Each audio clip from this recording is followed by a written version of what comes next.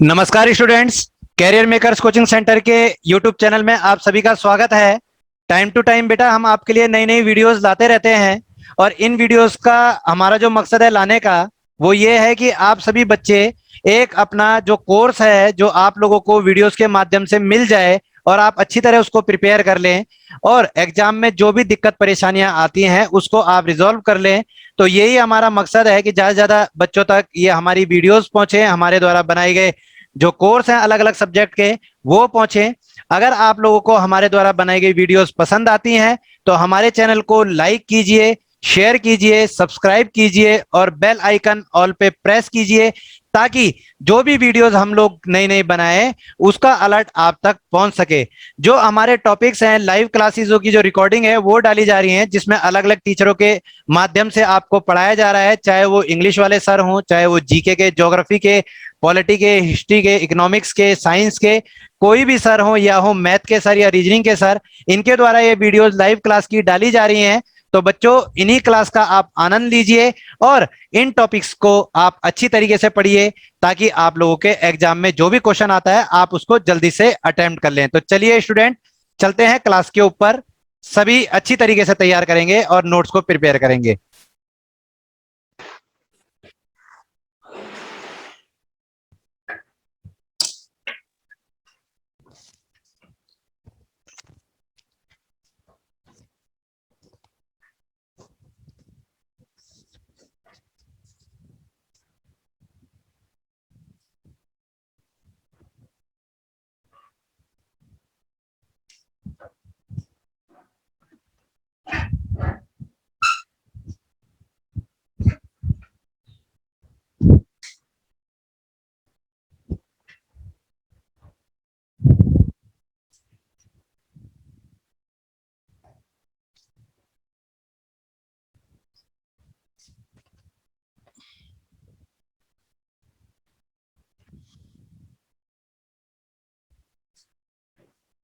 चलिए, आप सभी लोगों का आज पहला दिन होगा ना। देखिए, इंग्लिश एक इम्पॉर्टेंट सेगमेंट है आपके पेपर में। और अगर आप पेपर के रिगार्डिंग बात करें तो इंग्लिश जो डिवाइड हो जाती है वो तीन हिस्से में डिवाइड हो जाती है। यानी अगर हम इंग्लिश के कंडीशन को समझने की कोशिश करें तो ओवरऑल जो हमारा सिलेबस है वो तीन पार्ट में डिवाइड हो जाता है और हमें ये तीनों पार्ट कवर करने होते हैं। कौन कौन से? जो पहला पार्ट होता है वो होता है लॉजिकल ग्रामर। हमने ग्रामर नहीं कहा, लॉजिकल ग्रामर कहा।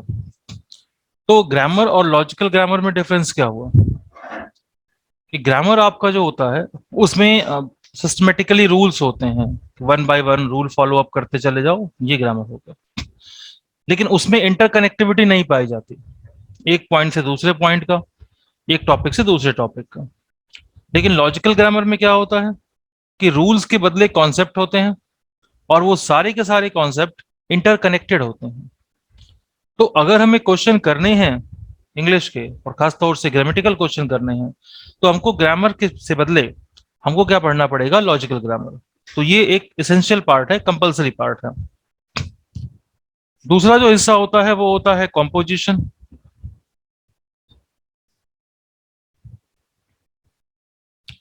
कॉम्पोजिशन जिसको आप संयोजी अवस्था बोलते हैं। कॉम्पोजिट का मतलब होता है कि जो जितनी भी टर्म्स आपने पढ़ते हैं लॉजिकल ग्रामर में उसके कंडीशंस को एक साथ इकट्ठा करके उसके बिहाफ पे क्वेश्चंस क्रिएट करते हैं। आरसी का reading comprehension, cloze test, parajumbling, sentence improvement, spotting error और फिलर्स, ये सारा का सारा टर्म कॉम्पोजिट कंडीशन में आता है, इसलिए इसको आप कॉम्पोजिशन के नाम से जानते हैं। आपके पेपर का जो क्वेश्चन पूछे जाते हैं वो यहां से पूछे जाता है, लेकिन इसको आप तभी कर पाएंगे जब आप यहां पे स्ट्रांग हैं। यानी आप आम भाषा में कह सकते हो कि ये आपका फाउंडेशन है, विदाउट फाउंडेशन आप ये बिल्डिंग नहीं बना सकते। और तीसरा जो एक इंपॉर्टेंट हिस्सा है वो है आपकी वोकैबुलरी।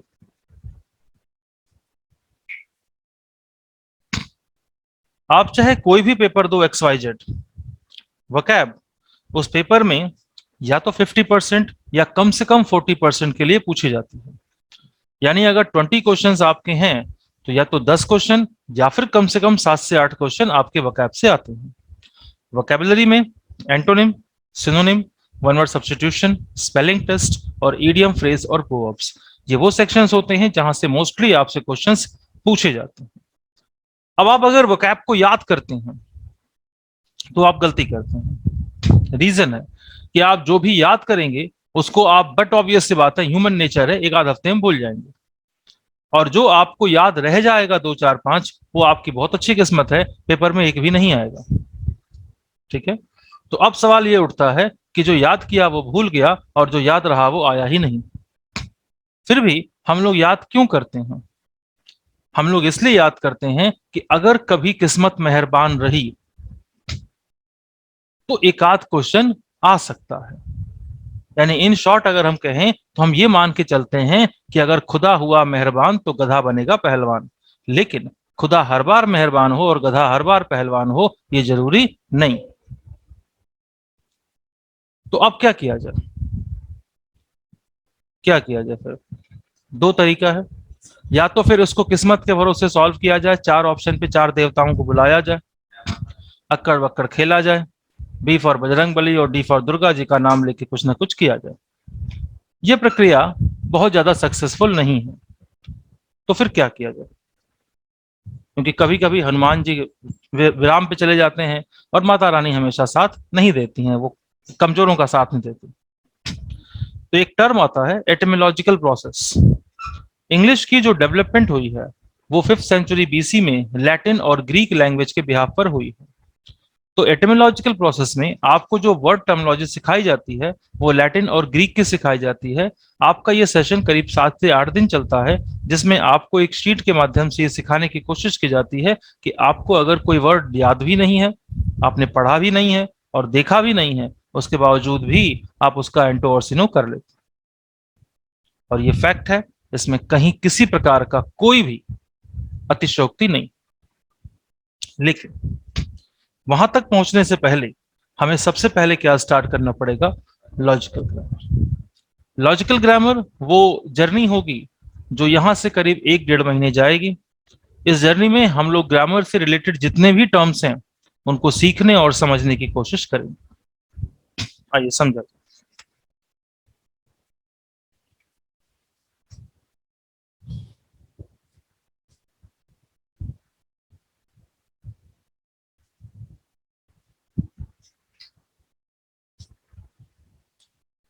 अगर आप बात करेंगे लॉजिकल ग्रामर की,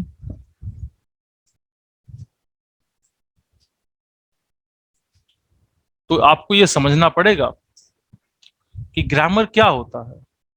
ग्रामर ग्रीक वर्ड ग्राम शब्द का मतलब होता है टू राइट,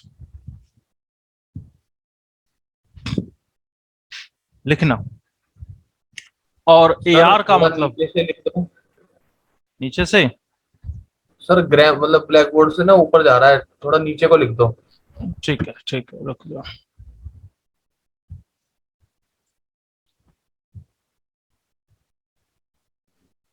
अभी हाँ सही जी है? सर, यस चलिए, यस यस यस। ओके। तो लॉजिकल ग्राम, तो ग्रीक वर्ड ग्राम शब्द का मतलब होता है टू राइट, लिखना। लास्ट में AR लगेगा तो इसका मतलब होता है रिलेटेड। तो ग्रामर क्या है? Grammar the ability that helps in correct writing. जो सही तरीके से किसी लैंग्वेज को लिखने में हेल्प करती है उसे आप क्या बोलते हैं? उसे आप ग्रामर कहते हैं। ठीक है, इसको आप व्याकरण कहते हैं। तो व्याकरण जो वाक्यों का आकरण देता है। अगर आप ग्रामर की बात करते हैं तो सबसे पहले समझें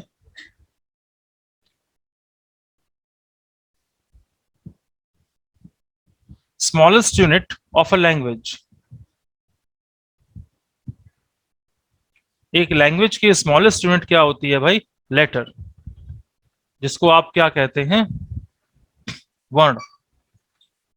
ठीक है, अगर आप इंग्लिश लेटर की बात करेंगे तो इंग्लिश लेटर आपके A से Z यानी कितने होते हैं? 26 होते हैं। ये 26 ए से जेड दो हिस्सों में डिवाइड होते हैं। एक हिस्सा होता है वॉवेल। वॉवेल क्या होता है? ये होता है इंडिपेंडेंट साउंड।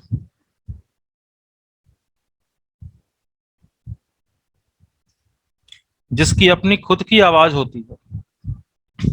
ये independent sound A E I O U के नाम से जाने जाते हैं। अगला होता है कॉन्सोनेंट। कॉन्सोनेंट का मतलब होता है डिपेंडेंट साउंड।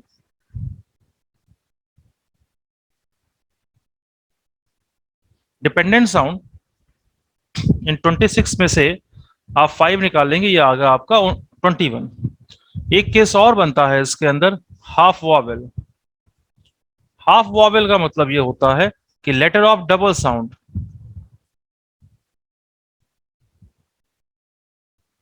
ये जीरो से स्टार्ट हुआ है, इसलिए बहुत केयरफुली नोट करते रहेंगे। हाफ वॉवेल में आपको 3 लेटर मिलते हैं। पहला है डब्लू, दूसरा है एक्स और तीसरा है वाई। डब्लू के अंदर ए और यू का साउंड होता है, एक्स के अंदर ए और जे का साउंड होता है, और वाई के अंदर ए और ई का साउंड होता है। इसलिए इसको आप हाफ वॉवेल के नाम से जानते हैं। ठीक है, लिख लिया।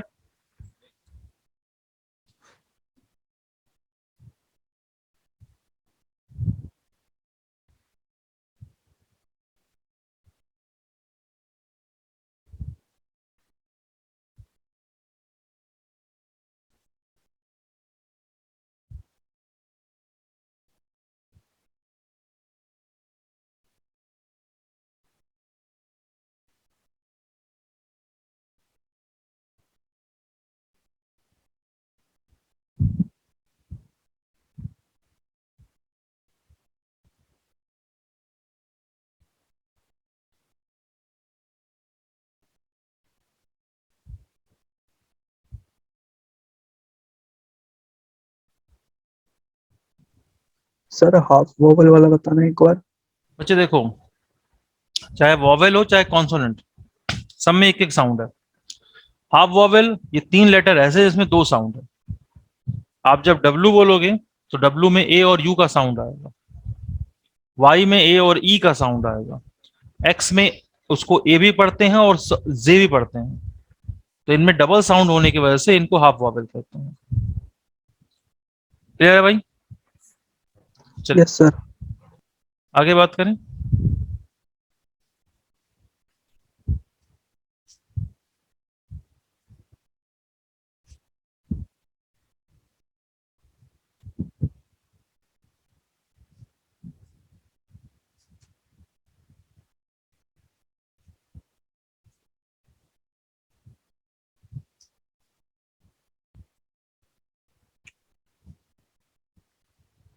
अब यहां से बात करें, अगला पॉइंट होता है वर्ड।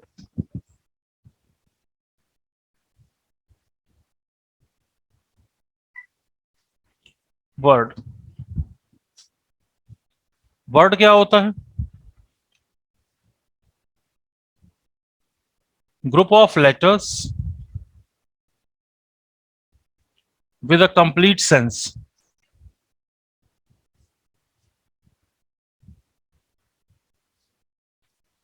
कि वर्ड समूह जिसका कंप्लीट सेंस निकल के आता है उसको आप क्या कहते हैं? वर्ड बोलते हैं। कि अगर हम बोलें ECOM एकम, तो आप इसको वर्ड नहीं बोल सकते।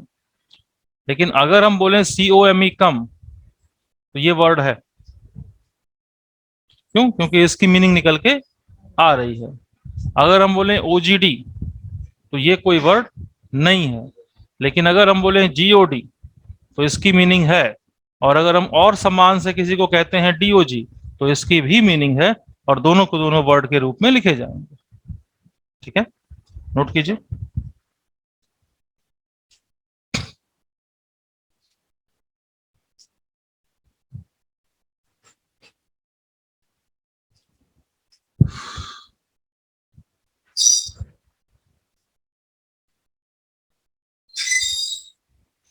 ओके,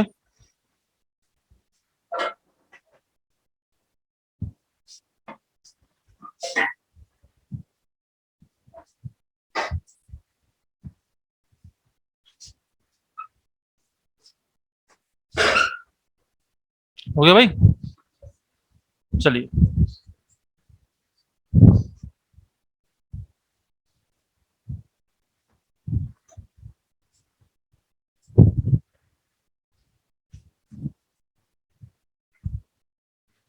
इसके बाद आगे आएंगे sentence.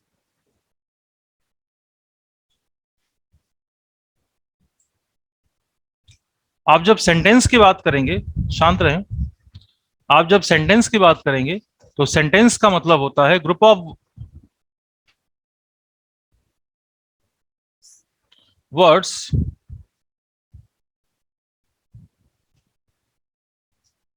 with complete sense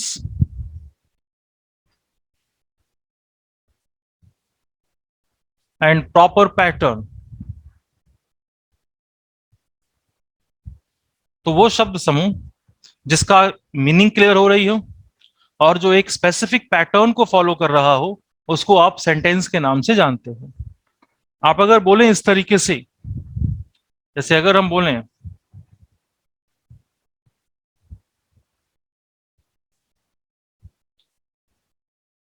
coming is today Ram, तो ये एक ऐसी इंग्लिश है जो हम हिंदुस्तानी बोल के हिंदुस्तानी ही समझते हैं, ठीक है। हालांकि हम भावार्थ समझ जाते हैं, लेकिन इसका सेंटेंस से कोई लेना देना नहीं होता है। तो ये प्रॉपर सेंटेंस नहीं कहलाएगा, क्योंकि किसी पैटर्न को फॉलो नहीं कर रहा है। लेकिन अगर हम इसको थोड़ा सा चेंज कर दें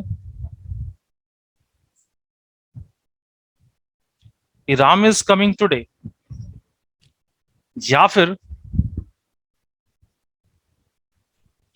इज राम कमिंग टुडे, तो ये दोनों के दोनों सेंटेंस को फॉलो अप करेंगे, क्योंकि ये पैटर्न को लेके चल रहे थे। ये वाला स्टेटमेंट एसवीओ पैटर्न को और ये वाला स्टेटमेंट ओवीएस पैटर्न को फॉलो अप कर रहा है। तो आप जब देखेंगे कि सेंटेंस बनाएंगे तो उसके अंदर जो पैटर्न बनता है वो कौन कौन से बनते हैं। आपके पास एक सेंटेंसेस को बनाने के लिए पैटर्न्स जो होते हैं वो होता है, पहला तो एसवीओ। एसवीओ जो होता है वो सिंपल और नेगेटिव के लिए यूज किया जाता है, और ये स्टेटमेंट के एक्टिव वॉइस को सपोर्ट करता है। वीएसओ वो इंटरोगेटिव और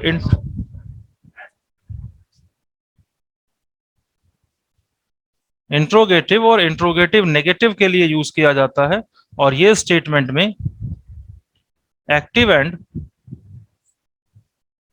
पैसिव वॉइस को सपोर्ट करता है। जबकि अगला स्टेटमेंट होता है ओवीएस, ये सिंपल और नेगेटिव के लिए लिखा जाता है, और ये स्टेटमेंट में पैसिव वॉइस को सपोर्ट करता है। ये पैटर्न इसलिए जानना जरूरी है क्योंकि आगे चल के आप क्वेश्चन लगाएंगे, जब आप एरर लगाओगे, फिलर लगाओगे, तो जब तक पैटर्न और पैटर्न के साथ जोड़ने वाले सेंटेंसेस की इंफॉर्मेशन नहीं होगी, क्वेश्चंस नहीं हो पाते हैं। ठीक है, नोट कर लिया सबने? एक्टिव और पैसिव बता दो मीनिंग इसका। बेटा एक्टिव का मतलब होता है जिसमें सब्जेक्ट खुद इन्वॉल्व होता है, I am going to school, ये मैं स्कूल जा सकता हूं खुद से, तो ये एक्टिव है। पैसिव जहां पे सब्जेक्ट के ऊपर काम ना हो सके सीधा, जैसे mister Verma was invited, Verma खुद को इन्वाइट नहीं कर पाएंगे। अभी एक्टिव पैसिव सीखेंगे तो बताएंगे, ठीक है।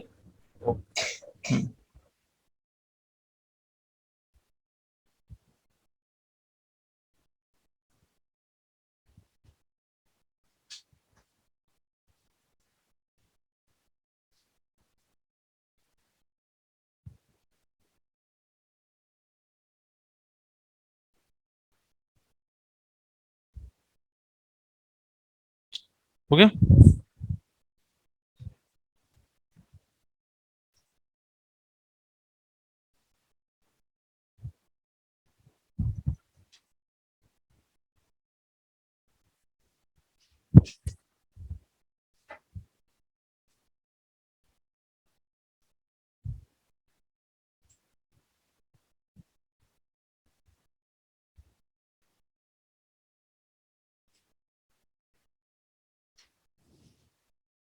हो गया, चलिए।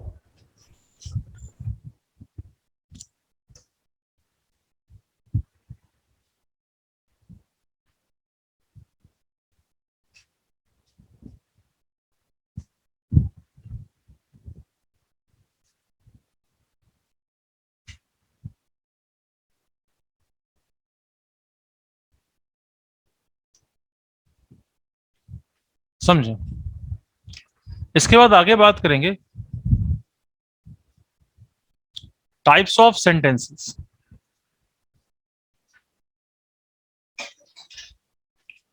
वाक्यों के प्रकार कौन कौन से होते हैं और कितने सेंटेंसेस बनते हैं, वो इस तरीके से है।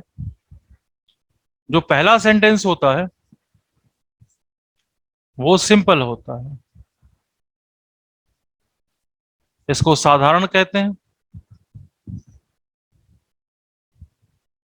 नेगेटिव, नकारात्मक।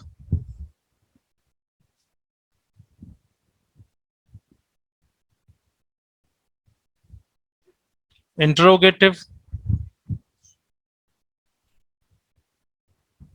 प्रश्नवाचक।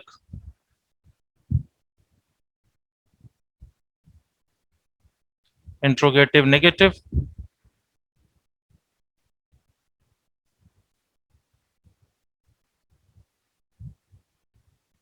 प्रश्नवाचक नकारात्मक।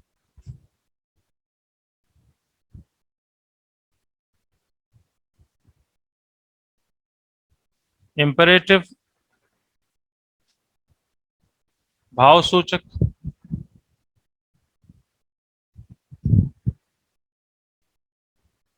ऑप्टेटिव, इच्छासूचक।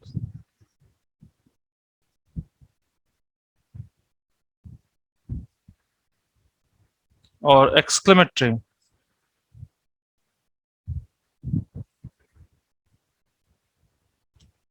विस्मय बोधक। ये 7 आपके सेंटेंसेस होते हैं।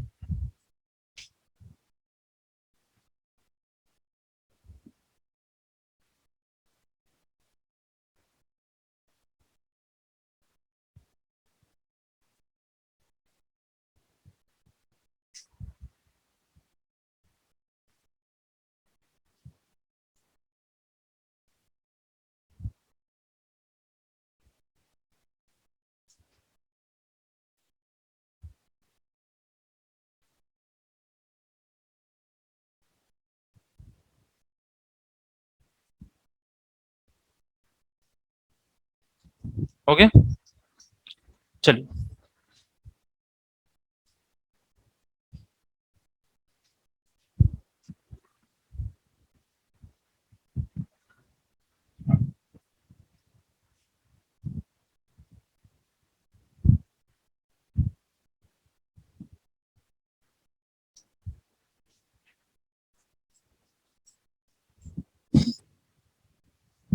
आइए आगे बात करते हैं। सबसे पहले हम बात करें सिंपल सेंटेंस की।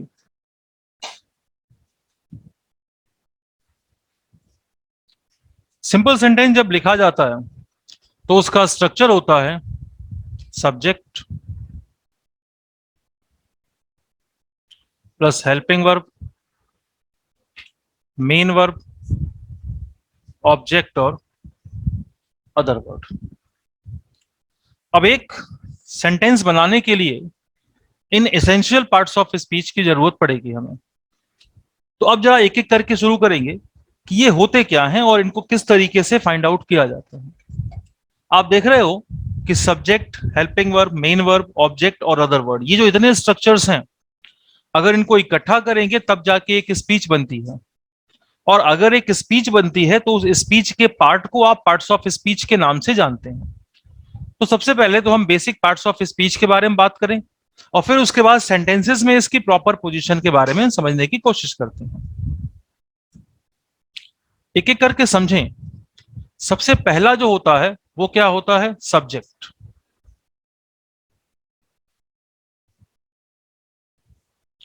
सब्जेक्ट को हम क्या कहते हैं? कर्ता कहते हैं। और कर्ता कौन होता है? डूअर होता है। ठीक है, यानी कि इस चीज को आप क्लियर करें कि जो मेन वर्ब से इन्वॉल्व होगा। यहां पे एक बात समझने की कोशिश करना आप सभी लोग, कि सब्जेक्ट वो नहीं है जो सेंटेंस में सबसे पहले लिखा गया। ये कॉन्सेप्ट रॉन्ग होता है। कुछ बच्चे ये सोचते हैं जो सेंटेंस में सबसे पहले आएगा वो सब्जेक्ट है। आप एक चीज समझो कि आपका जो पहला चैलेंज है वो है कि फाइंड आउट द सब्जेक्ट।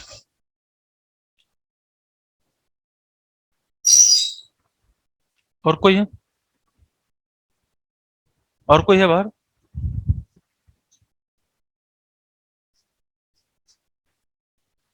चलिए, तो हम कह रहे हैं कि जो आपका पहला चैलेंज होता है वो क्या होता है? वो होता है find out the subject. Subject अगर फाइंड आउट कर लिया आपने तो क्या आपको फायदा क्या मिलेगा? कि उसके बिहाफ पे आप वर्ब की कंडीशन, ऑब्जेक्ट की कंडीशन, इन सबको, प्रोनाउन की कंडीशन, इन सबको कैरी कर सकते हैं, मैनेज कर सकते हैं। और इस पूरे के पूरे प्रोसेस को हम लोग कहते हैं सब्जेक्ट वर्ब एग्रीमेंट। तो आप इस चीज को समझो कि आपके पास जो समय है, वो पेपर आपका होने जा रहा है 22 सितंबर। सभी लोग दिल्ली पुलिस कांस्टेबल वाले हैं ना, हेड कांस्टेबल के लिए, ठीक है? तो पेपर होने जा रहा है 22 सितंबर। आज हम हैं 3 जून, ठीक? तो जून, जुलाई, अगस्त 3 महीना ले लो। सितंबर 22 को हटा दो, 15 तक रख लो। हफ्ते हो गए कितने? 12 तो 14। 14 हफ्ते में मतलब कितनी? 14 क्लासेस, ठीक है? ऊपर वाले के आशीर्वाद से एक हफ्ते हम गायब रहेंगे, बाहर जा रहे हैं। कितने हो गई? 13 क्लासेस। अब 13 क्लासेस में हमें न केवल सेंटेंस सिलेबस को कंप्लीट करना है, बल्कि आपको इस लायक भी बनाना है कि आप प्रैक्टिस करें तो आपके नंबर भी आए। और ये छोटा मोटा चैलेंज तो है नहीं। तो अब सवाल ये उठता है कि छोटा मोटा चैलेंज नहीं है तो इसको शॉर्ट आउट कैसे करें?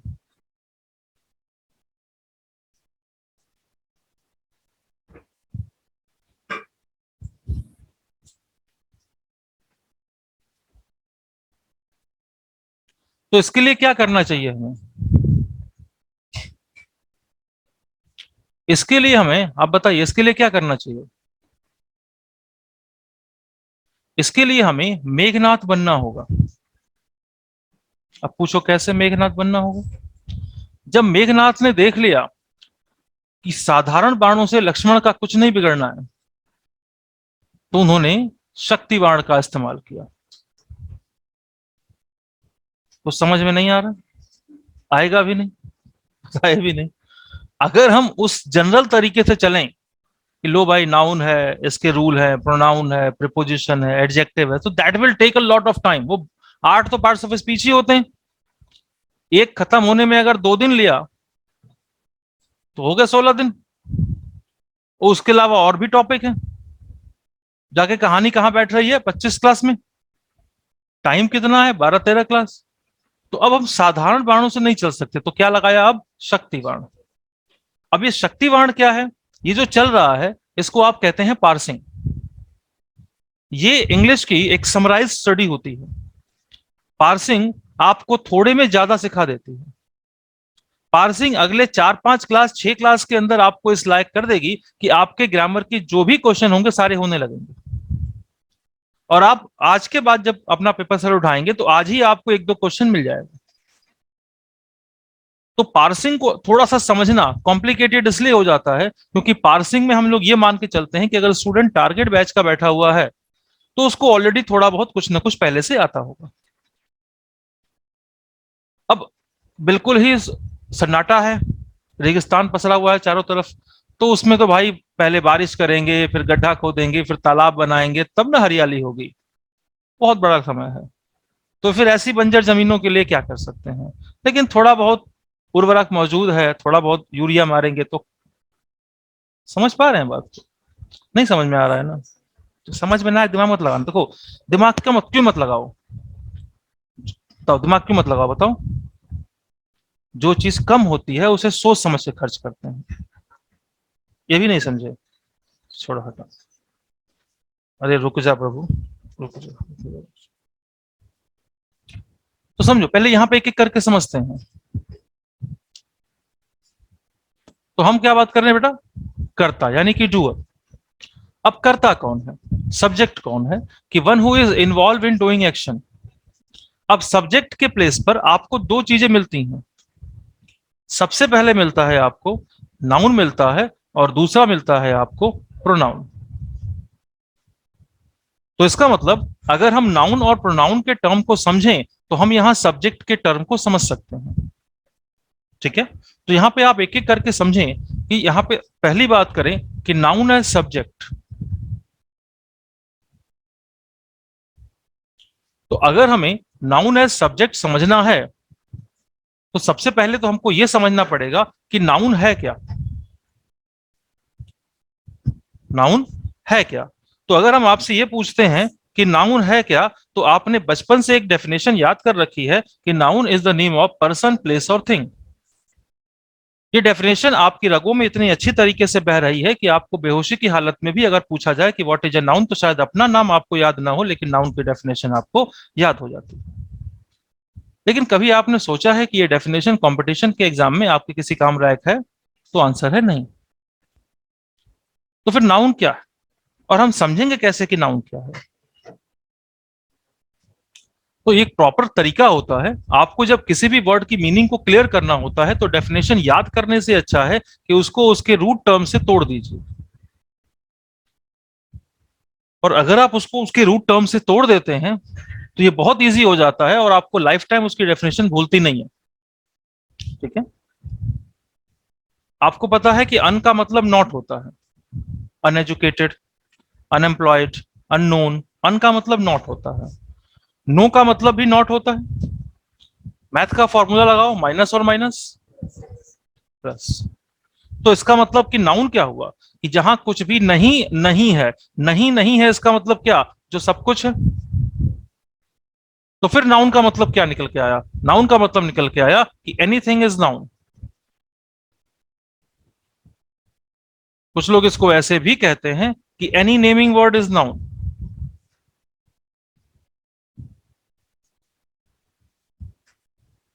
यहां ध्यान दीजिएगा कि यहां पे जो हमने स्टार्ट किया था, वो हमने कहां से स्टार्ट किया था? हमने स्टार्ट किया था कि इंग्लिश है क्या। एक चीज और हमको समझा दीजिए, इंग्लिश लैंग्वेज है कि सब्जेक्ट है? डिफरेंस क्या होता है लैंग्वेज और सब्जेक्ट में?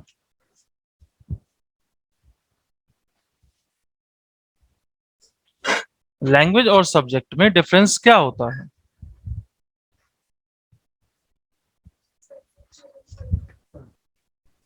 सब्जेक्ट चैप्टर वाइज होता है और language language subject chapter wise होता है और लैंग्वेज चैप्टर वाइज नहीं होता। अच्छा, नहीं।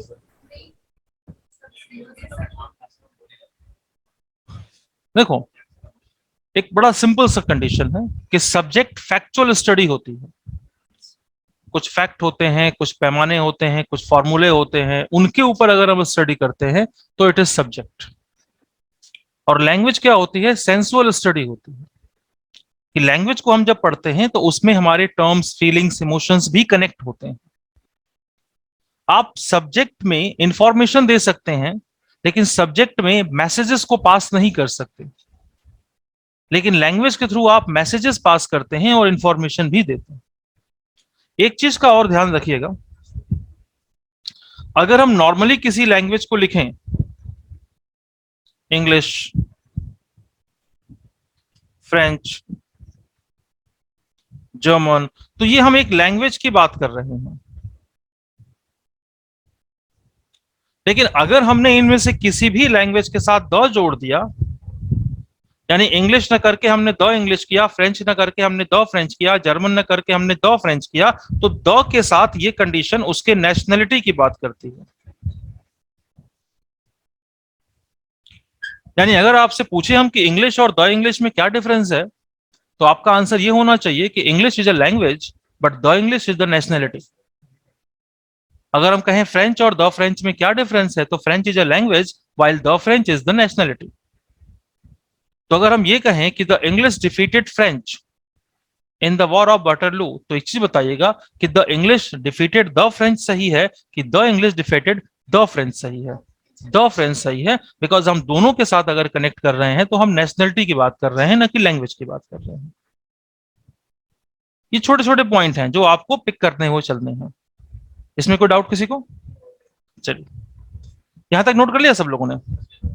ठीक है।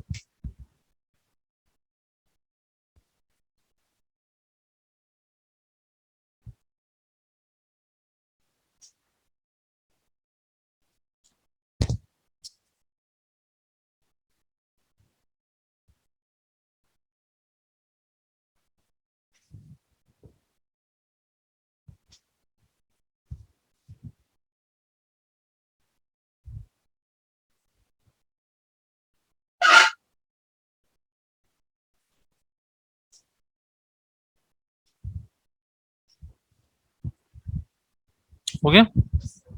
चलिए,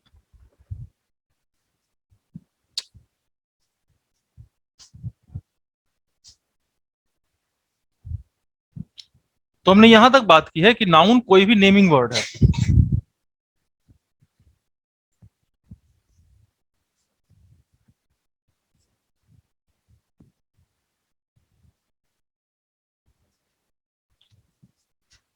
तो जरा आगे हम बात करें, हम बात करें आगे टाइप्स ऑफ नाउन।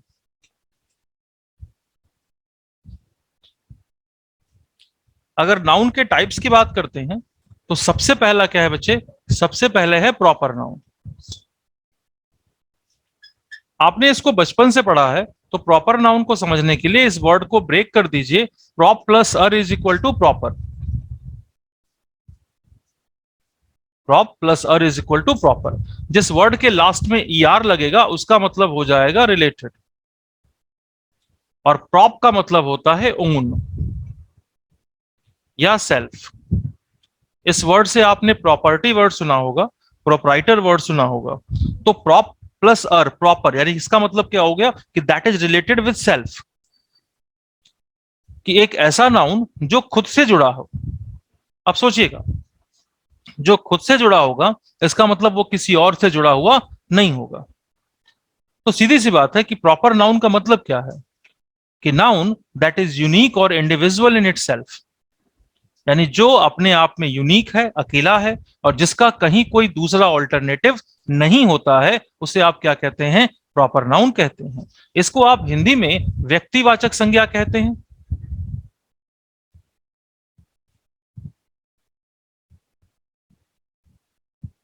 ठीक है, और आप इसको कह सकते हैं noun of non alternative terms, non alternative person, place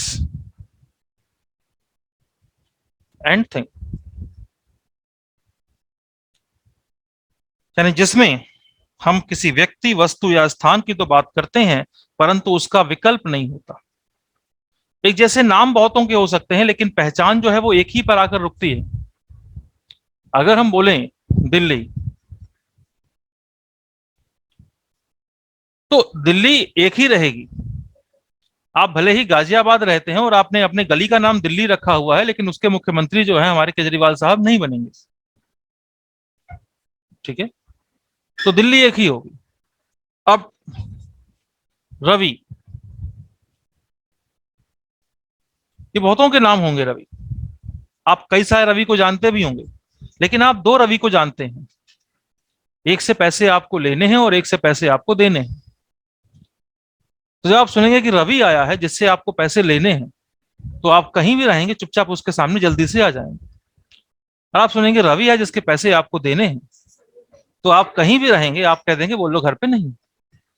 तो इसका मतलब ये होता है कि हमारे दिमाग में कहीं कोई कंफ्यूजन नहीं बनती है, एक सिंगल सा एक टर्म बनता है, माइंड में क्लैरिटी आती है किसी भी कंडीशन को लेकर, पर्सन, प्लेस और थिंग, जिसका कहीं कोई दूसरा ऑल्टरनेटिव नहीं पाया जाता। It is known as proper noun.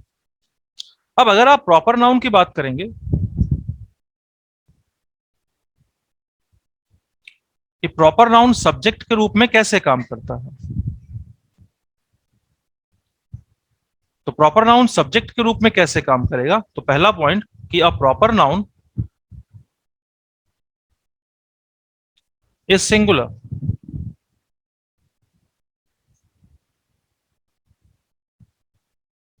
In general term.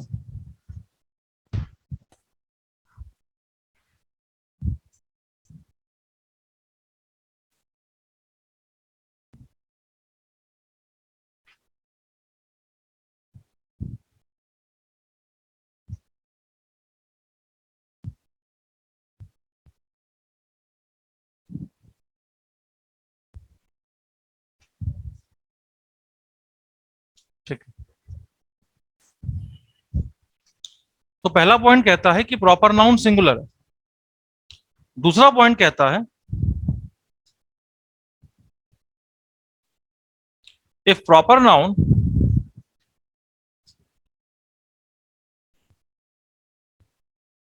Behaves as common noun,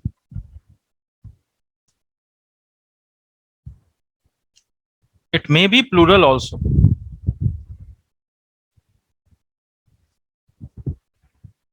अगर एक प्रॉपर नाउन कॉमन नाउन का बिहेवियर लेगा तो फिर वो प्लूरल भी होगा।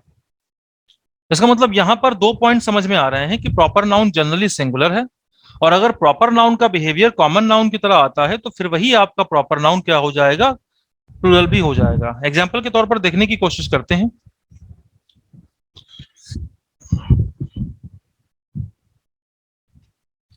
दिल्ली बिहेव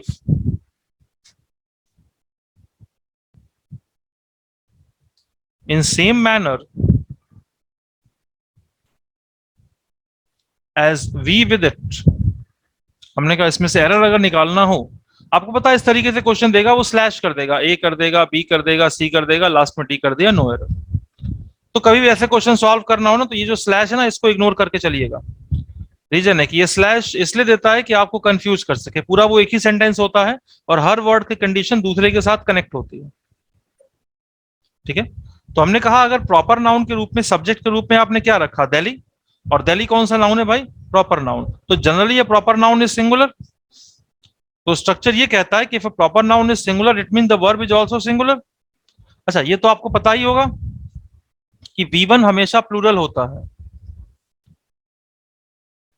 वर्ब की फर्स्ट फॉर्म कभी भी बाई नेचर प्लूरल होती है, और अगर आप V1 में एस या ई एस जोड़ेंगे तो ये जो बना हुआ फ्रेज होगा ये आपका सिंगुलर कहलाता है। इसमें भी आप अगर कॉन्सोनेंट से वर्ब खत्म होगा तो एस जोड़ेंगे और वॉवेल पे खत्म होगा तो ई एस जोड़ेंगे। ठीक है, अब यहां पे हमने क्या देखा, हमने देखा कि दिल्ली हमारा प्रॉपर नाउन है, तो वर्ब की कंडीशन देखो, प्रॉपर नाउन सिंगुलर यानी सब्जेक्ट सिंगुलर, तो इसका मतलब वर्ब की कंडीशन क्या बन रही है हमारी, सिंगुलर होनी चाहिए। लेकिन यहां पे वर्ब की कंडीशन क्या आ रही है, अरे भाई हमने कहा V1 is equal to plural always, तो हमारे पास सब्जेक्ट सिंगुलर है, वर्ब प्लूरल है, तो क्या ये स्ट्रक्चर सही जा रहा है क्या, नहीं। जिस मोड में सब्जेक्ट होगा उसी मोड में आप वर्ब ले जाएंगे, इसका मतलब बिहेव के बदले क्या होना चाहिए, ये समझ में आ रही बात। ठीक है,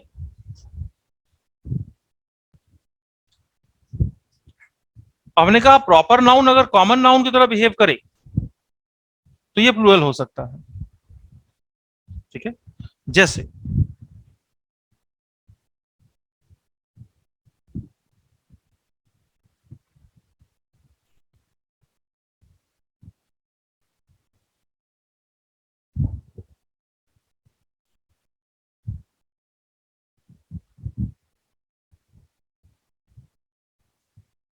we need some more Gandhi to be the world master, some more Gandhi। अब क्या चाहिए, कुछ और गांधी चाहिए।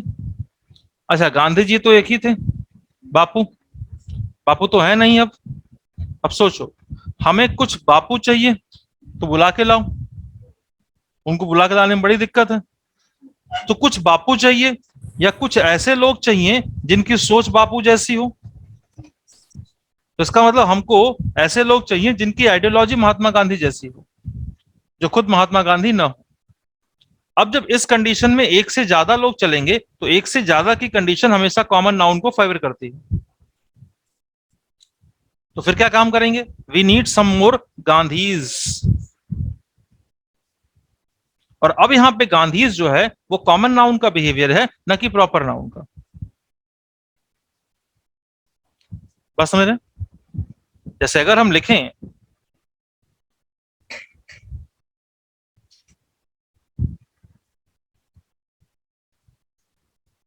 The Gupta's of this house live in Delhi, तो अब गुप्ता कौन से, इस घर के। सोचिएगा, क्या पहले बताइए गुप्ताज सही है क्या, ये गुप्ताज सही है, हैं? एपोस्ट्रोफी ऐसा आना चाहिए, पक्की बात। और कोई, देखिए एपोस्ट्रोफी एस इसलिए आता है बालक क्योंकि आप इसके बाद कोई नाउन जोड़ते हैं। यहाँ पे गुप्तास के बाद प्रीपोजिशन आया है, नाउन की कनेक्टिविटी नहीं है, तो एपोस्ट्रोफी एस तो नहीं आएगा। पहली कहानी। और किसी को लगता है कि गुप्तास सही है?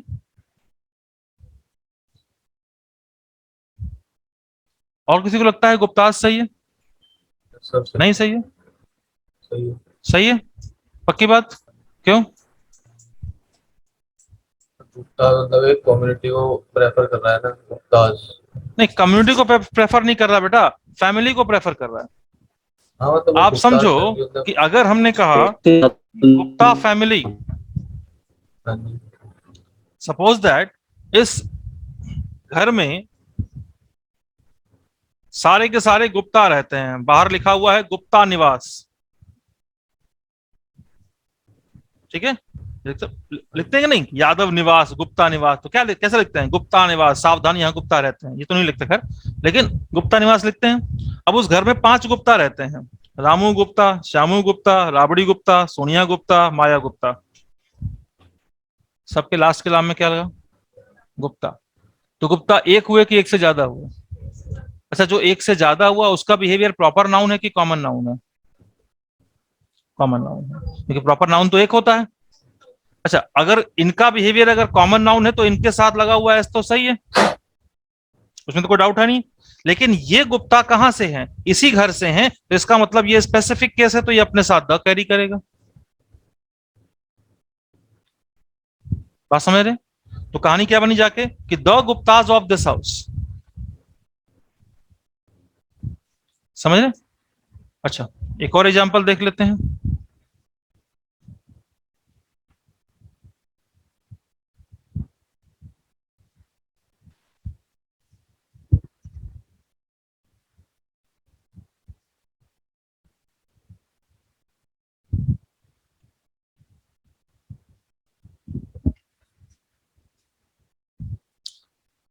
Delhi is New York of India. अब बताइएगा कि दिल्ली को किससे कंपेयर किया गया? न्यूयॉर्क से। तो क्या कहा गया? Delhi is New York of India. इसका मतलब इसमें स्पेसिफिक क्या है? न्यूयॉर्क है,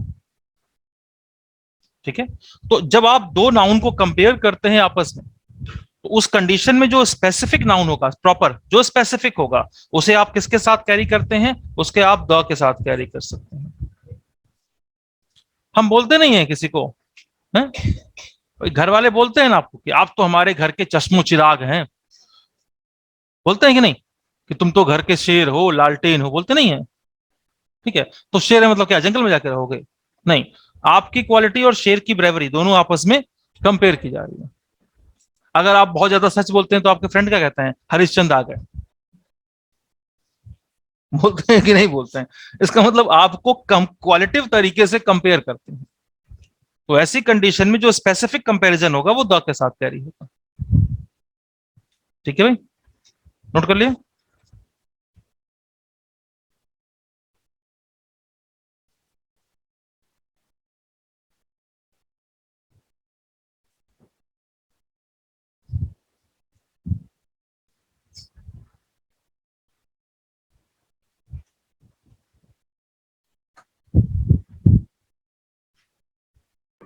सर ये जो रिलेटेड में लिखा हुआ आपने नाउन ऑफ के बाद क्या लिखा है? हाँ बेटा, सर जो ये व्यक्तिवाचक के बाद आपने लिखा है नीचे नाउन रिलेटेड के ऑफ बाद non noun. Alternative person, place और एंड थिंग, नॉन अल्टरनेटिव। ठीक है, ये पॉइंट क्लियर है सबको?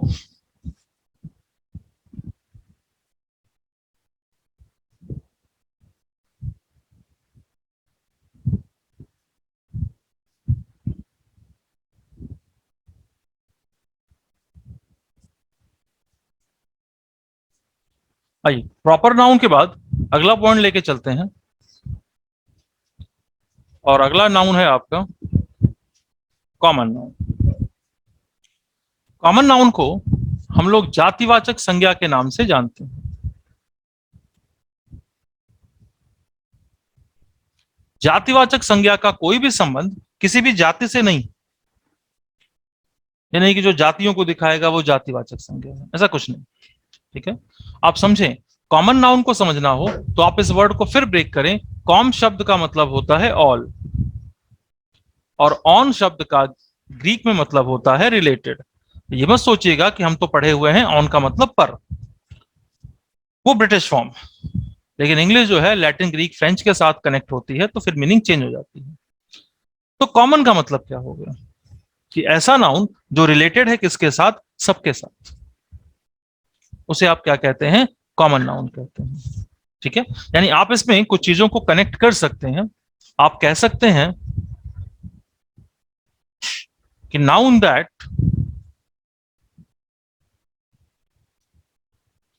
Has a shape can be counted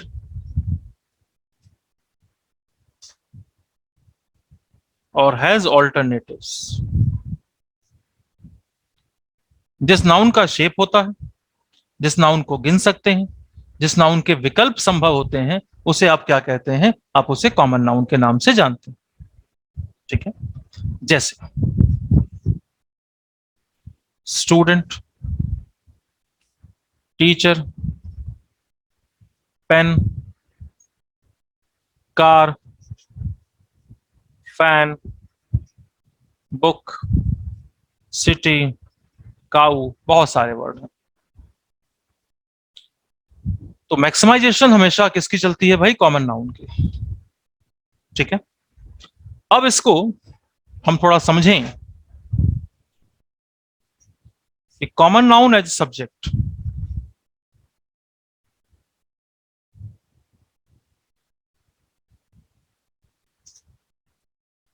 क्योंकि हम जो अभी तक जो तलाश कर रहे हैं किसकी कर रहे हैं, हम सब्जेक्ट के अकॉर्डिंग ही चल रहे हैं। ये सब्जेक्ट स्टार्ट हुआ तो फिर ये नाउन आने शुरू हो गए, लेकिन जो हमारा रियल पॉइंट चल रहा है वो सब्जेक्ट ही चल रहा है। तो कॉमन नाउन सब्जेक्ट के रूप में कैसे काम करेगा? पहला पॉइंट,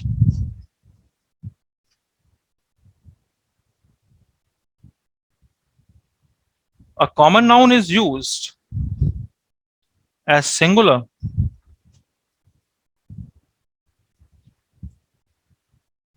plural both। एक कॉमन नाउन सिंगुलर और प्लूरल दोनों तरीके से इस्तेमाल किया जाता है।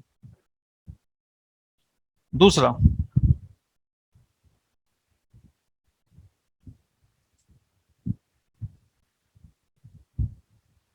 if a common noun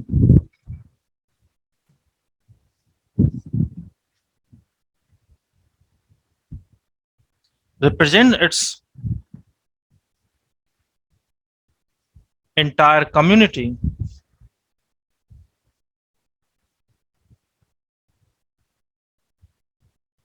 it will carry article or an before it. ये दो टेक्निकल पॉइंट हैं जो कॉमन नाउन सब्जेक्ट के रूप में आता है उसके लिए। तो पहला पॉइंट, कॉमन नाउन सिंगुलर और प्लूरल दोनों में आएगा। जो 5 नाउन अपने पास होते हैं उन पांचों नाउन में ये इकलौता ऐसा नाउन है जो ऑफिशियली सिंगुलर से प्लूरल में चेंज होता है। ठीक है, बाकी सभी नाउन को पहले कॉमन नाउन के नेचर पे आना होगा, फिर वो चेंज होंगे प्लूरल में। बात समझ में आ रही भाई? समझें।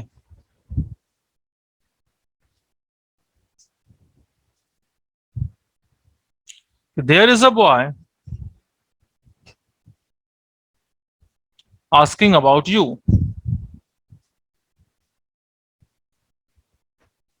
और हम दूसरा स्टेटमेंट ले लें, there are many boys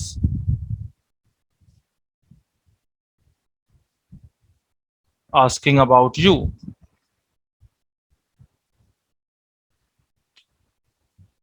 तो आप जरा दोनों स्टेटमेंट में देखें, पहले वाले में बॉय क्योंकि यहां डेटरमिनर सिंगुलर था, दूसरे वाले में बॉयज क्योंकि उसका डेटरमिनर प्लूरल था। लेकिन जितनी आसानी से हमने डेटरमिनर चेंज होते ही नाउन चेंज कर दिया, सिंगुलर से प्लूरल ले गए, क्या उतनी ही आसानी से अगर यहां पर प्रॉपर नाउन होता तो उसका प्लूरल पॉसिबल था? बोलिए, क्या प्रॉपर नाउन होता तो उसका प्लूरल पॉसिबल था? नो। नहीं, नो सर। नहीं था। अगर मटेरियल नाउन होता तो क्या उसका प्लूरल पॉसिबल था? नहीं। लेकिन कॉमन नाउन की वजह से ये प्लूरल डिटरमिनर चेंज होते ही इजिली कन्वर्ट हो गए। तो ये एक खासियत होती है कॉमन नाउन की कि वो सिंगुलर से प्लूरल में इजिली कन्वर्ट होता है, उसके साथ कहीं कोई प्रॉब्लम नहीं चलती। ठीक है, थोड़ा सा और आगे बात करते हैं।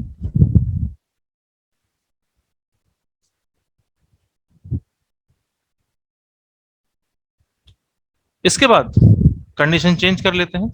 हमने कहा कि अगर कॉमन नाउन अपनी पूरी कम्युनिटी को रिप्रेजेंट करेगा तो वो अपने साथ आर्टिकल अ एन जोड़ता है। चलिए,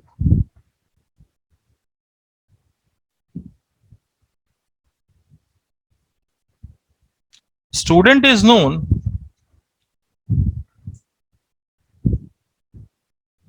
as the future of a nation.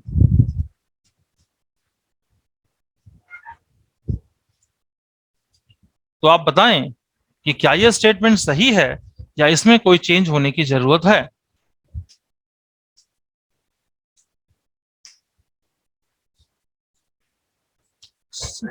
Ji, students कर दें, फिर इज सपोर्ट नहीं करेगा, फिर वहां आर होना चाहिए।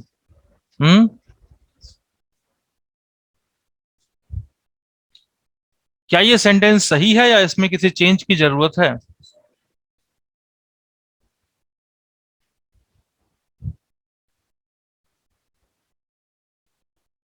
समझे, अभी हमने साफ साफ स्टूडेंट लिखा होगा। कि अगर एक स्टूडेंट स्टूडेंट। अपने पूरी की पूरी कम्युनिटी को रिप्रेजेंट करेगा तो वो अपने साथ आर्टिकल अ एन जोड़ेगा। तो इसका मतलब यहां पर हम स्टूडेंट के साथ ना जाकर अ स्टूडेंट के साथ जाएंगे। अब जैसे हमने अ स्टूडेंट लिखा तो क्या किसी के दिमाग में ऐसा तो नहीं चल रहा है कि एक ही स्टूडेंट नेशन का फ्यूचर कैसे हो सकता है, सारे स्टूडेंट हो सकते हैं इसलिए स्टूडेंट्स होना चाहिए? क्या ऐसा तो किसी के दिमाग में नहीं चल रहा है? अगर किसी के दिमाग में चल रहा है तो कृपया करके पूछ लें, कौन कौन सोच रहा है ऐसे? चलो आर भी कर देंगे तो क्या तब भी वो सही हो जाएगा? हैं? लगता है कि इसको क्लियर करने की जरूरत है? हैं? है, जरूरत है। पढ़ने में, लड़ने में और खाने में, तीन चीजों में न कभी संकोच करना चाहिए और न शर्म करनी चाहिए। पढ़ने में आप शर्म करेंगे तो कैरियर बर्बाद हो जाएगा, खाने में शर्म करेंगे तो शरीर बर्बाद हो जाएगा, और लड़ने में शर्म करेंगे तो कोई भी बहती गंगा में हाथ धो के कूट के चला जाएगा। इसलिए इन तीन चीजों में तो कॉम्प्रोमाइज नहीं होना चाहिए। तो अगर कोई डाउट बनता है तो उसको पूछ लेना चाहिए। चलो, समझ में आया बच्चा? नहीं ना? सुनो, क्या नाम है? चंचल। चंचल, बहुत बढ़िया।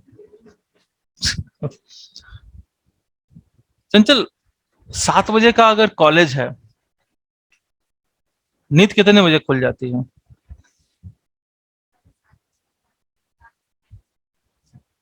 5 बजे। बड़ा कष्ट होता है ना 5 बजे जगने में, कष्ट होता है। मन ही मन हम कॉलेज प्रशासन को कोसते हैं, घर वालों को कोसते हैं, लेकिन क्या करें, मजबूरी का नाम महात्मा गांधी 5 बजे जगते हैं। अब सैटरडे की शाम है, संडे को छुट्टी है, कुछ नहीं, मन ने खुद से एक वादा किया है कि रे मैं सोऊंगा तो 9 बजे तक। सारी भड़ास पूरे हफ्ते की 9-10, घर वालों को एडवांस वार्निंग है कि 10 बजे से पहले कोई जगाएगा नहीं। आप प्लानिंग कर रहे हैं, मम्मी ने कहा बेटा 7 बजे पूजा है, पंडित जी 6:30 आ जाएंगे, जगना तो 5 बजे पड़ेगा ही पड़ेगा। तुमने मन ही मन वादा किया चाहे कुछ भी हो जाए जगेंगे तो नहीं, होती रहे पूजा, मुझसे क्या मतलब। 5 बजे पूरा घर जग चुका है, घर वालों ने अभी आपको नहीं जगाया कि थोड़ा और सो लेने दो, अभी तो टाइम है। लेकिन 5:30 बज गए, मम्मी आई, चंचल जग जा। ऐसे ही आते रहते हैं। 6 बज गए, चंचल जग जा। अरे सोने दो ना। 6:15 बजे पापा आए, एक ही बार बोले चंचल जग जा। जग गई तो ठीक, और नहीं जगी तो ठीक ही ठीक। और उसके बाद जब प्रसाद मिल गया आपको जगने से पहले, तो पिताजी ने आपको क्या डायलॉग सुनाया कि एक पढ़ने वाली बच्ची इतनी देर तक सोती है क्या? कि आपको क्या लाइफ में ऐसा डायलॉग नहीं मिलता कि एक पढ़ने वाला बच्चा इतनी देर तक बाहर घूमता है, इतना टीवी देखता है, इतना फोन चलाता है? क्या कभी जीवन में सुनने को नहीं मिला ऐसा? उस समय वो एक पढ़ने वाला बच्चा होता कौन है? आप होते हैं। लेकिन आपके बिहाफ पे हम पूरे स्टूडेंट कम्युनिटी को या उस स्पेसिफिक कम्युनिटी को रिप्रेजेंट कर रहे होते हैं कि नहीं कर रहे होते हैं? इसका मतलब कि अगर एक कॉमन नाउन अपनी पूरी कम्युनिटी को कैरी कर लेगा, तो वो अपने साथ आर्टिकल अ और एन को कैरी करता हुआ जाए। और फिर वहां ये नहीं सोचना है कि यार वो स्टूडेंट्स होना चाहिए या फिर डॉक्टर्स होना चाहिए या प्लूरल होना चाहिए, बिकॉज वो देखो, अ एन इज इक्वल टू 1, ऐसा कोई सोचता है क्या? एक बड़ा कंफ्यूजन चलता है लोगों के माइंड में। क्या अ एन इज इक्वल टू 1? क्या ये सही है क्या कि अ एन का मतलब एक होता है? हैं? क्या आप भी सोचते हो कि अ एन का मतलब एक होता है? कि आई हैव अ पेन, मेरे पास एक पेन है। फिर मन कहता है यार होता तो है, फिर बताएं तो कैसे बताएं? अच्छा, प्रॉब्लम यह है कि बताना नहीं चाहते हैं। प्रॉब्लम क्या है कि मान लो अगर आंसर गलत हो गया तो क्या सोचते हैं? बड़ी बेइज्जती होगी, बगल वाला क्या सोचेगा मेरे बारे में। आपको ये नहीं पता कि बगल वाले को भी नहीं आता है, वो क्या सोचेगा? वो कुछ सोच ही नहीं पा रहा है। तो हम फिर पूछ रहे हैं, क्या अ एन इज इक्वल टू 1 है? सोच रहे हैं नहीं जैसे नहीं नहीं नहीं होता है। नहीं होता। A n is not equal to 1, यानी अ एन 1 नहीं होता। अब कहानी ये उठती है कि भाई होता तो है, तो सुनो दोनों में डिफरेंस क्या है। अ एन जो होता है वो अल्टरनेटिव सिंगुलर होता है।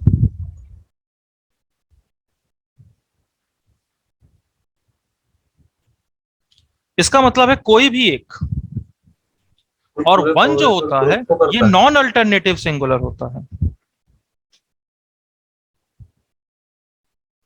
यानी कोई विशेष एक। ये डिफरेंस है बेसिकली कि आई नीड अ पेन, मुझे एक पेन चाहिए, तो आपने स्पेसिफिक नहीं दे रखा कि आपको कौन सा पेन चाहिए। इट मीन्स आपको कोई भी पेन चाहिए। ठीक है, just take a chair and sit. एक चेयर ले लो और बैठो। कौन सी चेयर ले लो, कोई स्पेसिफिक नहीं है, मतलब कोई भी चेयर ले लो और बैठ जाओ। ये पॉइंट क्लियर है? ठीक है। लेकिन one day I was returning from market.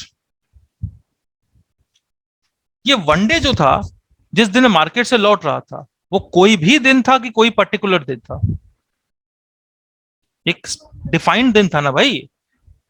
तो जो अगर डिफाइंड हो गया तो उसका तो कोई ऑल्टरनेटिव नहीं ना हुआ। इसीलिए वहां वन डे मैच बोला जाता है और डे मैच नहीं बोलते, बिकॉज वन डे मैच जब मैच होगा तो एक स्पेसिफिक डे पर होगा। तो अगर हम ऐसा कुछ सोचते हैं कि अ एन इज इक्वल टू 1, तो ये रॉन्ग।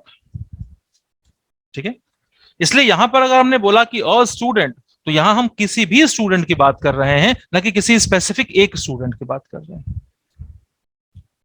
पॉइंट क्लियर है? चलिए,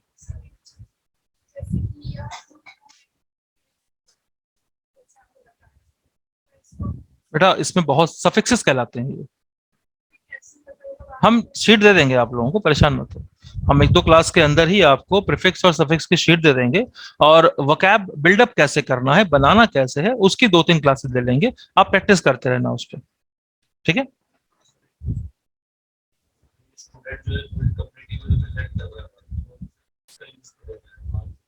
अरे नहीं भाई, आप सिंगल की बात कर रहे हैं ना, आपने अ लगा रखा है ना, क्योंकि आप सब्जेक्ट को सिंगुलर दिखा रहे हैं। जैसे हमने कहा कि एक डॉक्टर को लालची नहीं होना चाहिए, तो एक डॉक्टर बोले तो क्या एक ही डॉक्टर को? नहीं, लेकिन उस सिंगल डॉक्टर की वजह से आप पूरी डॉक्टर कम्युनिटी की बात कर रहे हैं, तो एट अ टाइम आपका सब्जेक्ट तो सिंगुलर है ना, इसलिए वो हेल्पिंग वर्ब सिंगुलर। ठीक है, और कोई डाउट?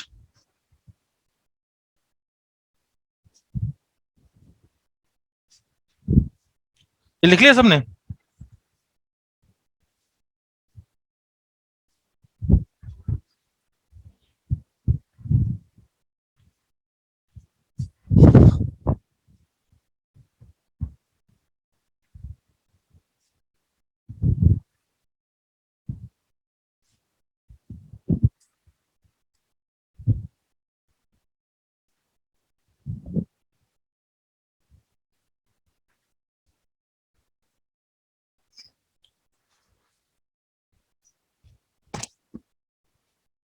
आगे बेटा, मटीरियल नाउन, इसको धातुवाचक या पदार्थवाचक संज्ञा कहते हैं। इसमें आप मैटर की बात करते हैं। मटीरियल वर्ड को जब आप ब्रेक करेंगे तो देखो, इसमें तीन कंडीशन है। एक है मैटर, और ये बीच में आई हमेशा वाई होता है, और प्लस एल। लास्ट में एल लगेगा तो इसका मतलब रिलेटेड हो जाता है, ये एडजेक्टिव है। बीच में वाई का मतलब होता है मेड अप, से बनकर। ये सारे के सारे सफिक्सेस हैं। मैटर यानी धातु के तीन अवस्थाएं होती हैं। कौन कौन सी? सॉलिड होता है, लिक्विड होता है, और गैस होता है। लेकिन एक चीज समझें, तो मटेरियल नाउन का जो ओवरऑल कॉन्सेप्ट निकल के वो आ रहा है, वो क्या निकल के आ रहा है कि एक ऐसा नाउन जो सॉलिड, लिक्विड और गैसेस फॉर्म में पाया जाता है, उसको आप मटेरियल नाउन कहते हैं। अब यहां पर ना थोड़ा सा हम अपना भी एक लॉजिक यूज करें, और आप अभी साइंस थोड़ा बहुत अगर जानते होंगे तब पता होगा कि सॉलिड, लिक्विड और गैसेस में जो पदार्थ पाए जाते हैं उसमें उनका कोई निश्चित आकृति नहीं होती है। यानी हम कुछ भी पाते हैं, अगर वो सॉलिड फॉर्म में है या लिक्विड फॉर्म में है या गैसेस फॉर्म में है, इसके बावजूद भी उसका एक डिफाइंड शेप नहीं होता। सही बात है, डिफाइंड शेप नहीं होता। इसका मतलब हम ये कहना चाह रहे हैं कि मटेरियल नाउन के अंदर जितने भी नाउन आएंगे वो सब सॉलिड फॉर्म में होंगे, या फिर लिक्विड फॉर्म में होंगे, या फिर गैसेस फॉर्म में होंगे, लेकिन इनका कोई डेफिनेट शेप नहीं होगा। तो आप मटेरियल नाउन की पहचान में इन चीजों को लिख सकते हैं।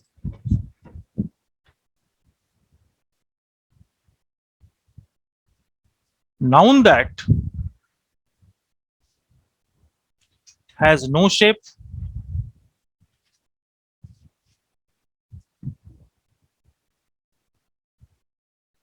can't be counted,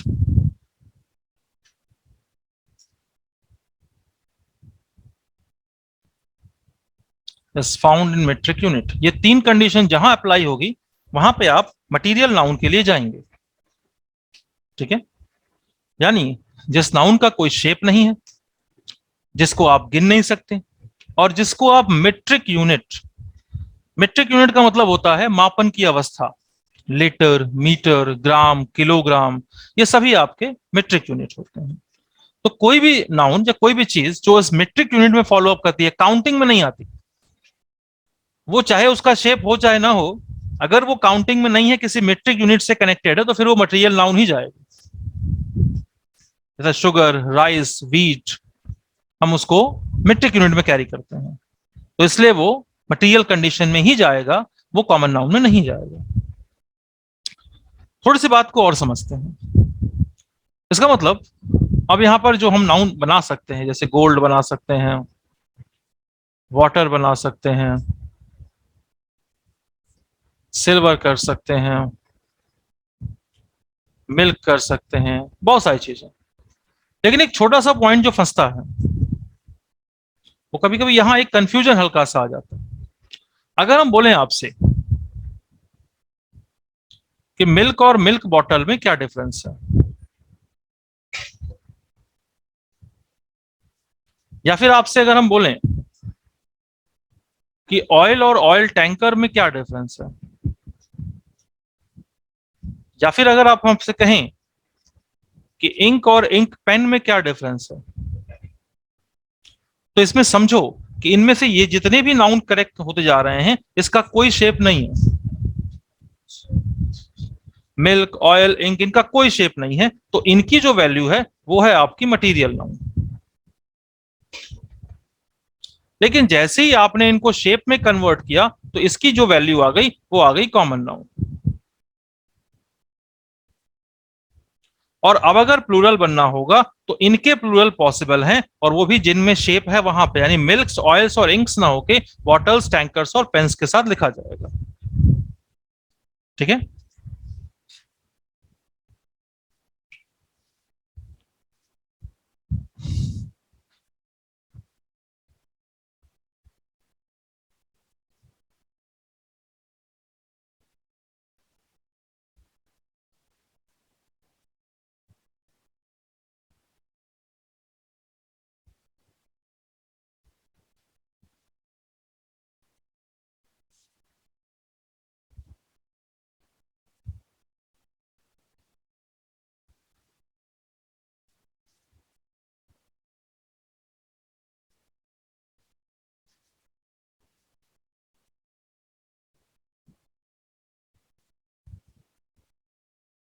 हो गया।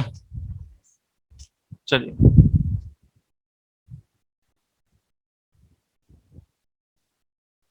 चलिए आगे बात करें।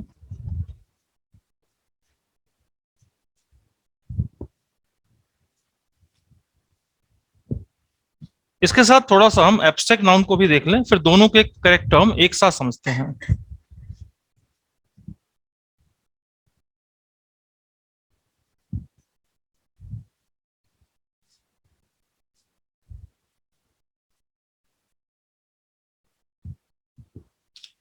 एब्स्ट्रैक्ट नाउन, इसको हम कहते हैं भाववाचक संज्ञा।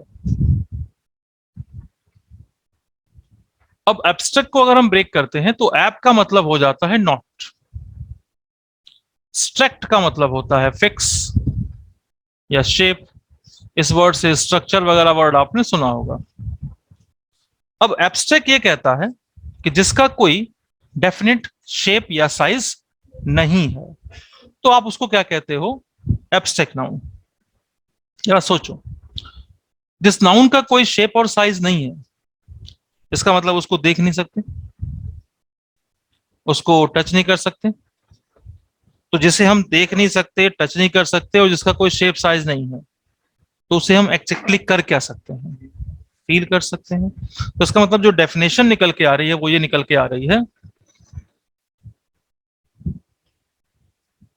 Noun of feeling and emotion.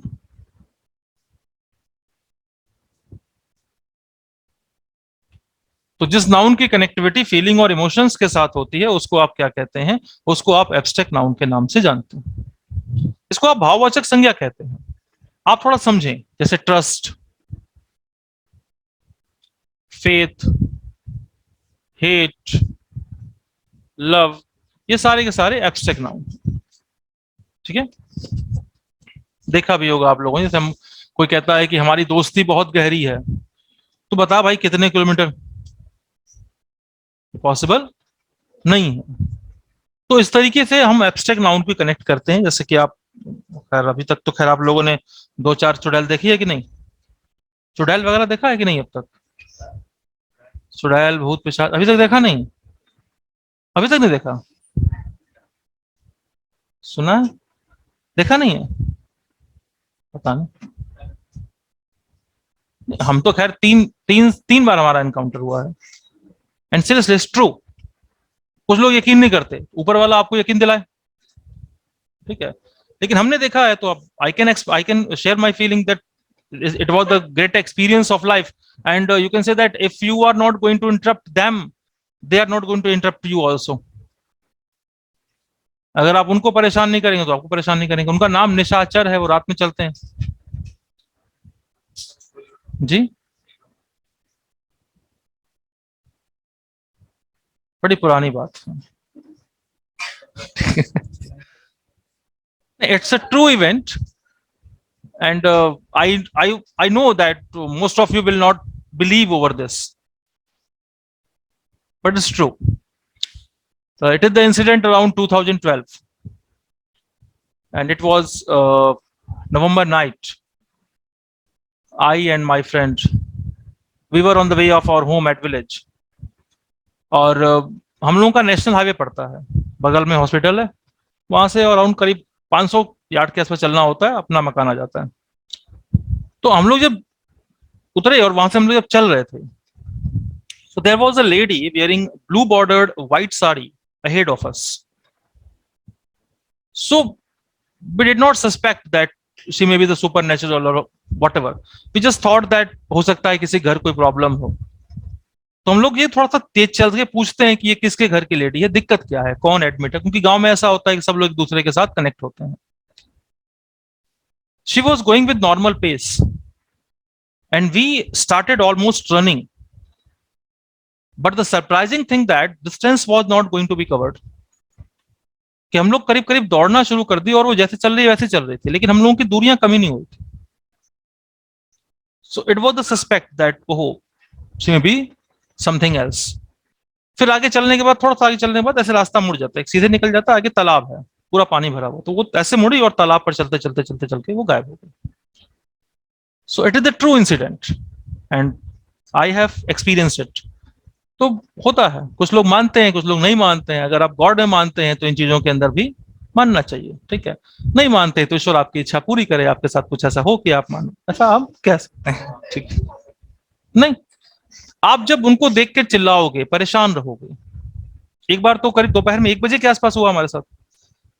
तो आप जब उनको परेशान करोगे तो वो आपको डिस्टर्ब करेंगे, ठीक है। और बहुत देखो, हम लोगों को ऐसा नहीं लगता, वैसे भी हम लोग ब्राह्मण हैं, हम लोगों का काम ही है भूत पिशाच पकड़ना, कर्म कांड कराना, तो वो चलता रहता है, ऐसा कोई दिक्कत नहीं, ठीक है। किसी बालक ने क्या कमेंट दिया, ठीक है, हाँ बहुत अच्छा। अच्छा ये समझो एक चीज ध्यान से, ये क्लियर हो रहा है। अब थोड़ा सा इसमें एक चीज और समझते हैं कि आप किसी भी वर्ड को लो जो कि खत्म होता है किसके साथ, शिप के साथ, हुड के साथ, डम के साथ, नेस के साथ, इटी के साथ, एशन के साथ, मेंट के साथ, इज्म के साथ, एंस के साथ। ध्यान से देखो, अगर इन पे खत्म होगा ना तो ये क्या बना लेंगे, ये आपके एब्स्ट्रैक्ट नाउन बनाएंगे। और ये 5 नाउन में इकलौता ऐसा नाउन है जो इंटर कंपेयर होता है, इंटरचेंज होता है। यानी अगर आप कॉमन नाउन से बनाना चाहेंगे तो ये बन जाएगा, एडजेक्टिव से बनाना चाहेंगे तो ये बन जाएगा। इसमें इंटरचेंजिंग की कंडीशन इजीली पॉसिबल है। तो अगर आप बात करें शिप और हमने बोला अगर फ्रेंडशिप, तो थोड़ा सा ध्यान से समझना कि difference between friend and friendship is what, कि friend is the common noun and friendship is the abstract noun, ठीक है। तो ये जितने बनते हैं ये कंडीशन चेंज हो जाती है एब्स्ट्रैक्ट नाउन में। Childhood, freedom, politeness, nationality, creation, management, socialism,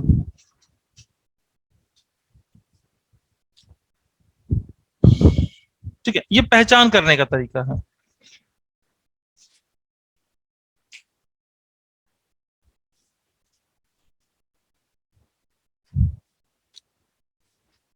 लिख लिया?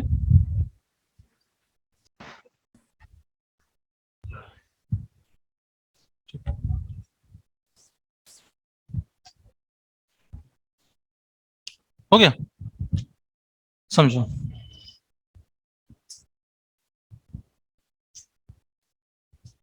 अगला पॉइंट है, अब इसमें आगे देखेंगे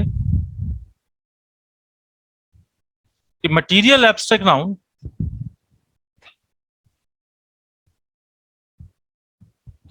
एज सब्जेक्ट। कि मटेरियल और एब्स्ट्रैक्ट नाउन सब्जेक्ट के रूप में कैसे काम करते हैं। एक सेंटेंस में अगर इनसे स्टार्टिंग आ रही है तो आप इनका बिहेवियर कैसे होगा सब्जेक्ट पे, जरा इसको समझें। तो पहला point,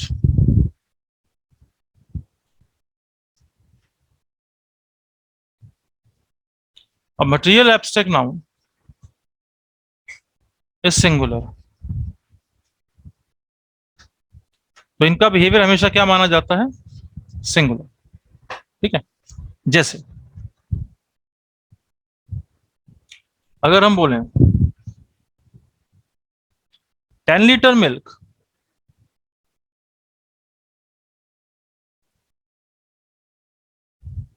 have been sold out since morning।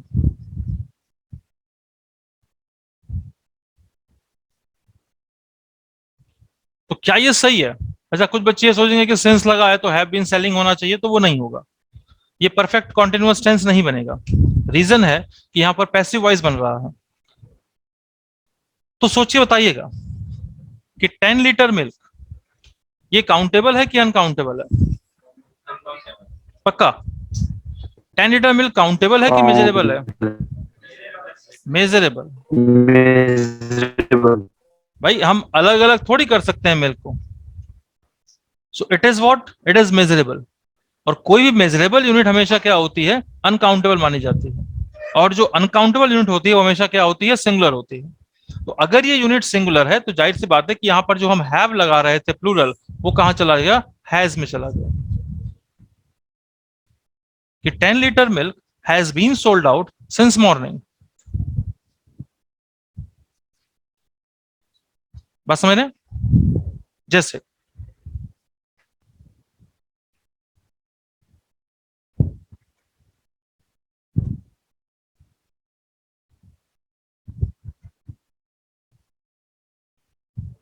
their friendship need revival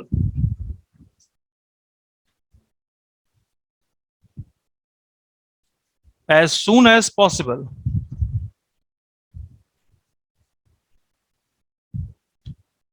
Their friendship need revival as soon as possible।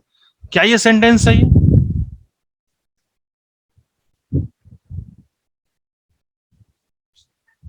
Their friendship need revival as soon as possible। समझो, सब्जेक्ट क्या है बेटा, फ्रेंडशिप। कौन सा नाउन है, abstract. Abstract noun is always singular. तो आपको ये समझाया गया है कि अगर आपके पास नाउन का मोड सिंगुलर होगा, then the verb that you will use that is also in singular form। Their friendship needs revival as soon as possible। ठीक है,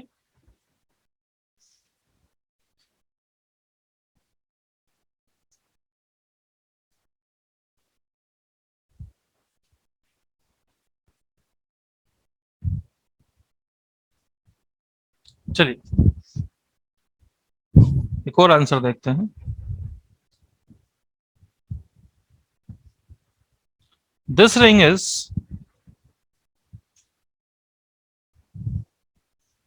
made of the gold। This ring is made of the gold। क्या ये सही है?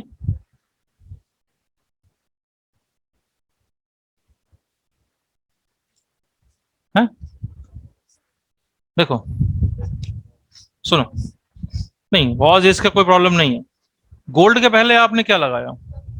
अच्छा, gold कौन सा noun है, मटेरियल नाउन है। अच्छा, इसको डिफाइन किया क्या आपने गोल्ड को, कि कौन से गोल्ड की आप बात कर रहे हो? नहीं। तो अगर आपने किसी नाउन को डिफाइन नहीं किया है तो फिर उसके साथ आपको आर्टिकल रखने की जरूरत नहीं है। लेकिन ऐसा नहीं है कि ऐसा हमेशा नहीं होगा। अगर हम बोल दें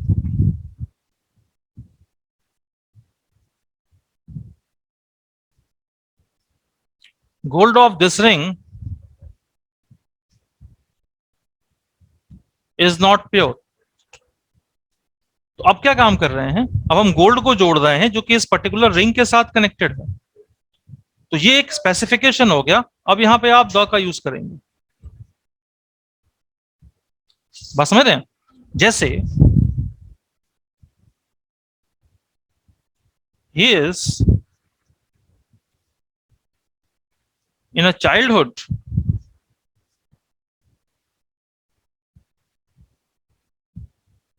so can't answer this question.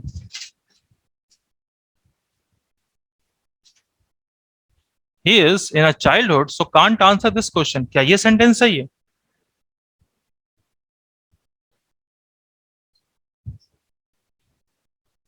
क्या ये सेंटेंस सही है? बोले तो नहीं। चाइल्डहुड कौन सा नाउन है? एब्स्ट्रैक्ट। और इसके साथ इसने क्या यूज किया है? देखो, हम कॉमन नाउन की तरह जब यूज होती है ना कंडीशन, तो वहां अ और एन का यूज करते हैं। एक बचपन किसका होता है? हर किसी के जीवन में एक ही बचपन होता है, थोड़ी बचपन नंबर 2, बचपन नंबर 3 है, थोड़ी ऐसा कुछ होता नहीं है। तो इसका मतलब ये हो गया कि चाइल्डहुड आपका एब्स्ट्रैक्ट नाउन जिसका कोई ऑल्टरनेटिव नहीं है, तो आप वहां पे कोई आर्टिकल कैरी नहीं करेंगे। लेकिन अगर हम ऐसे बोल दें, childhood of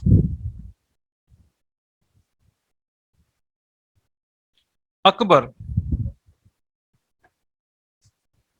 was not good। अब ये क्या किया? अब इस चाइल्डहुड को अकबर के साथ कनेक्ट किया, यानी कि स्पेसिफिकेशन आया। अब आप इसके साथ आर्टिकल द कैरी कर सकते हैं, क्योंकि आप स्पेसिफिक चाइल्डहुड की बात कर रहे हैं जो कि अकबर के साथ कनेक्टेड है। बात समझ रहे? So these are the terms regarding the abstract noun. तो आज हम लोगों ने कहां से स्टार्ट किया? आज हम लोगों ने स्टार्ट किया कि इंग्लिश है क्या। जीरो से स्टार्ट किया था, लेटर से स्टार्ट किया, एबीसीडी से स्टार्ट किया, और फिर सिंपल सेंटेंस में नाउन को हमने पहले पकड़ा कि सब्जेक्ट क्या है। तो सब्जेक्ट सबसे पहले नाउन है। तो नाउन क्या होते हैं और नाउन एज ए सब्जेक्ट कैसे काम करते हैं, वो हम लोगों ने यहां तक बात की, एब्स्ट्रैक्ट नाउन तक। अगली क्लास में collective noun as a subject की तरह काम करेंगे। उसके बाद नाउन के टर्म सिंगुलर और प्लूरल में कैसे कैरी होते हैं, उसके बाद फिर बात करेंगे प्रोनाउन की। यानी अगली 6-7 क्लासेस में आपका जितने भी टर्म बनते हैं ग्रामर के, वो सारे के सारे यहाँ पे कंप्लीट करा दिए जाएंगे। ठीक है सर, एक सेंटेंस बता देना। बोलो भाई। ये लास्ट वाला, ये sorry, third one, the friendship reveal as soon as possible वाला। रिवाइवल है बेटा, REVIVAL। रिवाइवल, हाँ, द फ्रेंडशिप, देयर फ्रेंडशिप। वाला सेंटेंस। देयर फ्रेंडशिप कौन सा नाउन है? देयर फ्रेंडशिप कौन सा नाउन हुआ? देयर फ्रेंडशिप एब्स्ट्रैक्ट नाउन हुआ। एब्स्ट्रैक्ट नाउन सिंगुलर तो वर्ब सिंगुलर कर दो। ठीक है, क्योंकि कोई भी V1 हमेशा क्या होता है? प्लूरल होता है। समझ पा रहे हैं बात को? हाँ जी, ठीक है भाई, क्या नाम है आपका? बिल्कुल। ठीक है बच्चा, चलिए।